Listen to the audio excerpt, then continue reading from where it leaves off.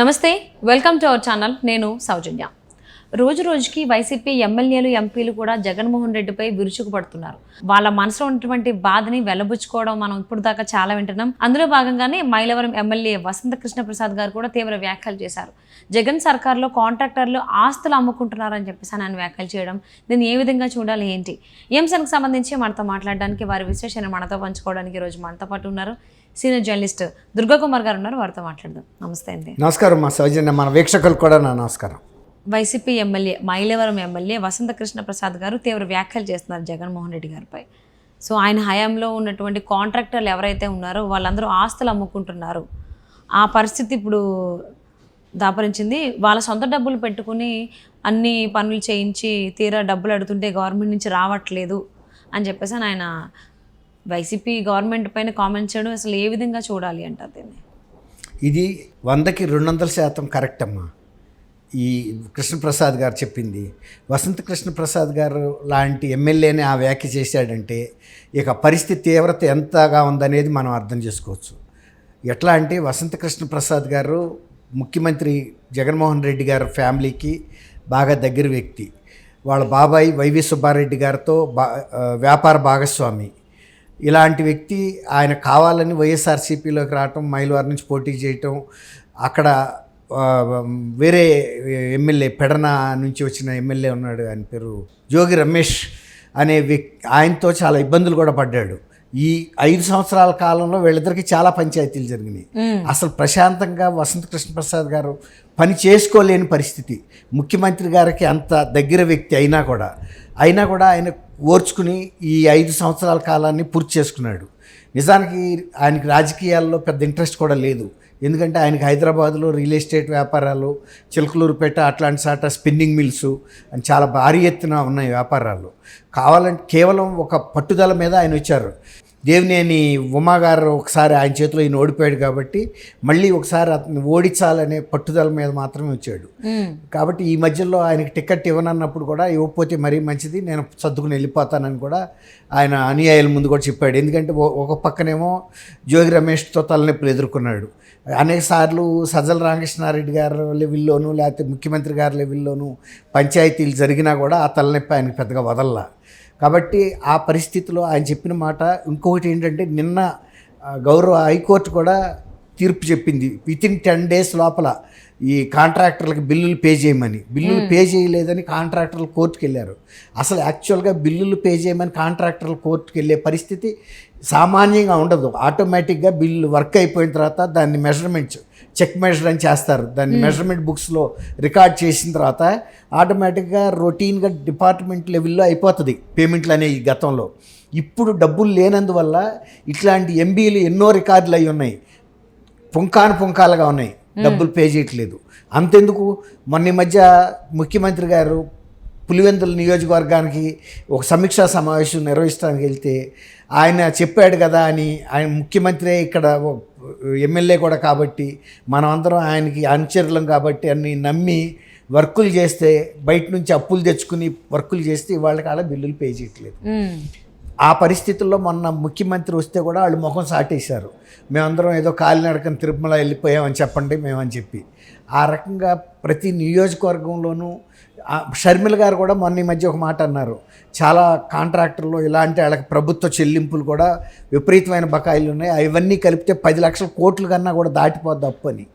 ఇవన్నీ కూడా ఏం నిరూపిస్తున్నాయి అంటే, కాంట్రాక్టర్లకి బిల్లులు పే చేయట్లేదు. దానివల్ల ఏమైనా కొత్త కాంట్రాక్టులు పిలిచినా కూడా ఏ కాంట్రాక్టర్ వచ్చి ఆంధ్రప్రదేశ్ ప్రభుత్వ పనులు చేయడానికి సిద్ధంగా లేరు. ఎందుకంటే సొంతంగా వాళ్ళ భార్య తాళిబొట్లు తాకట్టు పెట్టి తెచ్చి పని చేస్తే కూడా ఆ బిల్లులు పేమెంట్ కూడా ఇవ్వటం లేదు. దాని మూలన వాళ్ళు అప్పుల పాలైపోతున్నారు. అసలు గతంలో కొన్ని పెండింగ్ పేమెంట్స్ కూడా ఉన్నాయి గత ప్రభుత్వంలో, అసలు వాటి గురించి అయితే వీళ్ళు పట్టించుకోవట్లేదు. ఎప్పుడైనా ప్రభుత్వం మారినప్పుడు ఎంతో కొంత పేమెంట్స్ బకాయిలు ఉంటారు సహజం, అవి ఆటోమేటిక్గా రొటీన్లో అయిపోతాయి. కానీ వీళ్ళు తెలుగుదేశం మనుషులు చేశారు కాబట్టి మేము అనే పట్టుదలతో వీళ్ళు అసలు వాళ్ళకి పెద్ద బిల్లులు కూడా ఏమీ ఇవ్వటం లేదు. ఇక వాళ్ళు కూడా ఆశ వదిలేసి కూర్చున్నారు. ఇక ఎప్పుడన్నా ఈయన పోయి ఇంకెవడన్నా మంచి ఆడు వస్తే ఇస్తారేమో అని. ఈయన టైంలో అవ్వనేది తెలిసిపోయింది. ఓకే, అంటే కాంట్రాక్టర్లు ఇప్పుడు ఓన్లీ జగన్మోహన్ రెడ్డి ప్రభుత్వం హయాంలోనే ఇబ్బందులు పడుతున్నారా? ఇప్పుడున్నటువంటి అంటే ఏ రకంగా ఇబ్బంది అంటే ఆస్తులు అమ్ముకునే దాకా సిచ్యువేషన్ వెళ్ళిపోయింది. ఇంతకు ముందు ఉన్నటువంటి ఏ ప్రభుత్వంలో హయాంలోనైనా కాంట్రాక్టర్లు ఇంత ఇబ్బంది పడ్డారా? పడలేరమ్మా. ఇప్పుడు మహా ఉంటే 15 రోజులు, ఒక 20 రోజులు పేమెంట్ లేట్ అవ్వచ్చు, అంతేగాని అసలు పేమెంట్ జరగకుండా పడేసి మన పని అయిపోయింది. గవర్నమెంట్ పని అయితే వాళ్ళు చేశారు కదమ్మా, చేసేసి హ్యాండ్ ఓవర్ చేశారు కదా. ఇక వీళ్ళ పేమెంట్ విషయంలో ప్రభుత్వానికి ఏం శ్రద్ధ ఉంటుంది? వాళ్ళ దగ్గర డబ్బులు లేవు, ఎట్లా కొట్టా సతాయిచ్చి వాయిదాలు వేసేస్తున్నారు. వాళ్ళకి కావాల్సిన మెగా సంస్థ లాంటి కాంట్రాక్టర్లకి పోలవరం బిల్లులు మాత్రం ఇచ్చారు, పెద్ద పెద్ద బిల్లులు అయినా కూడా. ఎందుకంటే వాళ్ళ పర్సంటేజ్ వీళ్ళకి రావాల్సిన కిక్ బ్యాక్స్ ఉంటాయి కదా, అవి వాటికి ప్రయారిటీ ఇచ్చారు. కానీ మామూలుగా కాంట్రాక్టర్లు, చిన్న చిన్న కాంట్రాక్టర్లు వాళ్ళ పార్టీ వాళ్ళకి కూడా ఇవ్వలేదు. అంటే డబ్బులు ఇవ్వని చెబుతున్నారు. డబ్బులు లేనప్పుడు పని ఎందుకు చేయించుకోవాలి? పని చేయించుకున్న తర్వాత వాళ్ళు ఎన్నాళ్ళని వడ్డీ కడతారు, మళ్ళీ వీళ్ళు ఏమైనా వడ్డీ కట్టి వాళ్ళకి ఆ బిల్లు ఇస్తారా? ఇవ్వరు. తర్వాత కోర్టులకు వెళ్ళటం వల్ల ఎంత ఖర్చు, లాయర్లకి ఎంత ఖర్చు పెడుతున్నారో వాళ్ళే చెబుతున్నారు. లాయర్ల దగ్గరికి వెళ్తే ఎంత కోట్లు తీసుకుంటున్నారు. మరి కాంట్రాక్టర్లకి కరెక్ట్ టైంలో బిల్లులు ఇవ్వకపోవటం అనేది ఏ ప్రభుత్వం యొక్క అది దాన్ని ఏమనాలి, దివాళా కోరుతాను అనాలి. ప్రభుత్వం పని చేసుకున్న తర్వాత ఎంత ప్రాంప్ట్గా మీరు పని తీసుకున్నారో అంత ప్రాంప్ట్గా వాళ్ళ పేమెంట్లు ఇవ్వాలి. వాళ్ళు కూడా బయట నుంచి మెటీరియల్ తీసుకొచ్చి చేయిస్తారు, బయట నుంచి లేబర్ తీసుకొచ్చి చేయిస్తారు. వాళ్ళ చేతిలో పని అదేమన్నా వాళ్ళు కొనుక్కు రావాల్సింది కదా. కొనుక్కొచ్చినాడు, ఎన్ని రోజులు ఆగుతాడు, నాకు ఇంకా బిల్ రాలేదంటే నమ్ముతాడు. పోనీ ఒక 1 month ఆగుతారు మహా ఉంటే, ఏదైనా కాంట్రాక్టులు వర్క్ అయ్యి బిల్లు వచ్చాడు కొన్ని నెల రోజులు పడుతుందని. అసలు సంవత్సరాల తరబడి ఆగి ఎవరు ఆగుతాడు? తర్వాత వీళ్ళు తెచ్చిన దానికి వడ్డీ అయితే కట్టాలి కదా. ఇట్లా మరి ఆస్తులు అమ్ముకోకపోతే ఎక్కడి నుంచి వస్తాయి? ఆస్తులు అమ్ముకోవాలి. ఇప్పుడు తాళిబొట్లు అమ్మితే ఎంత వస్తాయి? మహా ఉంటే ఒక వేలల్లో వస్తుంది, ఒక 30,000, 40,000, 50,000.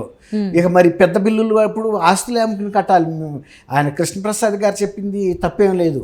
అందులో కృష్ణప్రసాద్ గారికి ఈ రియల్ ఎస్టేట్ గురించి, ఈ వర్క్స్ గురించి పూర్తిగా అవగాహన ఉన్న వ్యక్తే. ఆయన వసంత నాగేశ్వరరావు అబ్బాయి. ఆయన రాజకీయంగాను సోషల్గా ఇవన్నీ కూడా అనుభవాలు ఉన్న మనిషే. కాబట్టి ఆయన పైనుంచి విమానం నుంచి కింద పడ్డ మనిషి కాదు. ఆయన చెప్తున్నాడంటే అవన్నీ 100కి 200% వాస్తవాలే చెప్తాడు. అంటే ఇప్పుడు కృష్ణప్రసాద్ గారు ఇలా కామెంట్ చేస్తున్నారు కదా గవర్నమెంట్ పైన, అదే పార్టీలో ఉంటూ ఆయన కామెంట్ చేస్తున్నారు.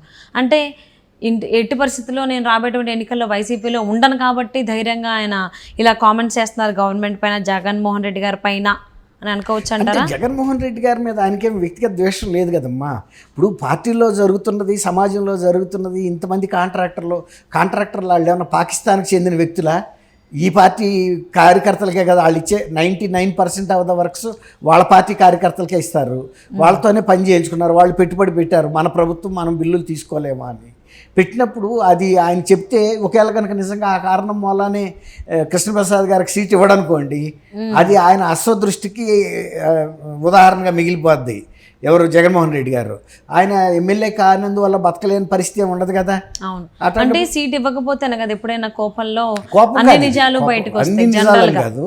ఇది కోపం అని కూడా కాదు, వాస్తవ పరిస్థితి ఎవరో ఒకళ్ళు అయితే చెప్పాలి.